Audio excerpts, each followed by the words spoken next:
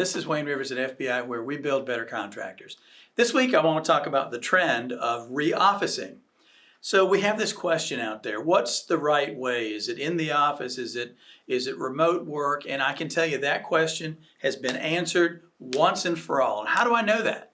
Well, because Zoom, the company that nobody had ever heard of prior to the pandemic, the company that made its fortune based on the pandemic, in fact, has now declared that their employees must come back into the office 2 days a week. I mean, that's when Zoom, right? the very epitome of remote work communication says you got to come back to work. Well, that really, really says something. So there's this delicate dance, we're trying to find the happy medium, what works best, remote, in the office, some hybrid form. And the hybrid toothpaste is out of the tube now. We're not going to put it back. So it seems like that's the trend that most people are going to. But construction's always had that. Construction's always had an element of in office versus out of the office, because you can't build stuff in the field inside your office. You can talk about it, you can conceive it, you can plan for it, you can do all those things, but you can't execute a building project or an overpass or a bridge or something inside your office. You just can't do it. So construction may have the opportunity to really be an industry that leads other industries into how to get it right. Because let's face it, most of our successful contractors have figured this thing out quite a long time ago. All right, so where is in person, in the office, clearly better? Okay, onboarding new hires, orienting and integrating your new hires, collaborating. In-person collaboration, I think, beats virtual by it's just not even close. It's not even a close race. Resolving complicated issues is done better in person than virtual. Culture building and affirming. When I talk to CEOs, I think that the biggest worry that everybody has with this hybrid environment that we have now is culture. How do we continue to build and strengthen our culture? And doing that live and in person is the best way. Holding people accountable, especially when it's time to have those difficult conversations about lack of performance or lack of chemistry or fit or whatever it happens to be. And then training up new employees,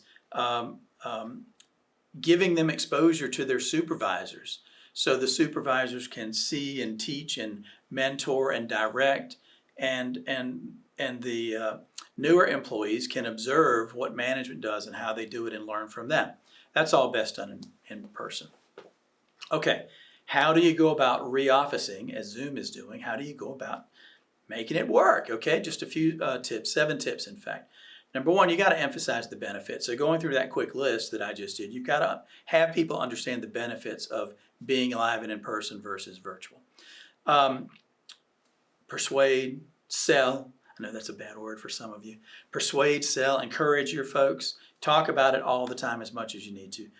2, lead by example. If you're, if you're saying, hey, get back in the office, everyone, and you're remote, 90% of the time, that doesn't send exactly the right message.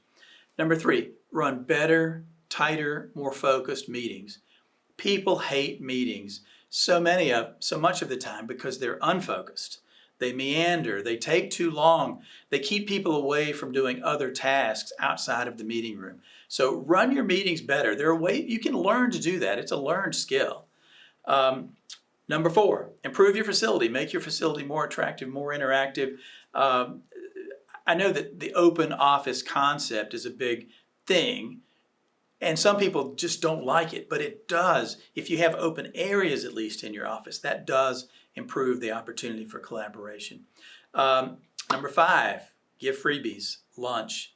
It is the power of food to bring people together is amazing. So for just a few bucks, you can buy lunch for people in the office, pizza for people in the field, whatever it happens to be, and do team building that way. Number 6, emphasize the importance of soft interactions. What are soft interactions? Back in the day, you would say water cooler talk is what people would say. But the idea that I can walk up and down the halls in our office and just drop in and say, oh, by the way, John, X, Y, Z this, and what do you think? And just these impromptu, off the cuff, oh, I just had a thought, let me run that by Neha. Being in the office allows you to do that, those soft interactions, the unplanned, unscheduled interactions are so valuable. And then the seventh tip, invest in training. Your people want to see that you're invested in their future.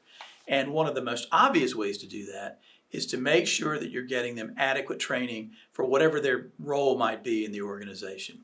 So Zoom has put the kibosh on 100% remote work for lots and lots of people. What do you think? What works for you? In office, hybrid, remote, what do you think? What's your philosophy? What can we learn from you? Share with us in the comments. This is Wayne Rivers at FBI, where we build better contractors.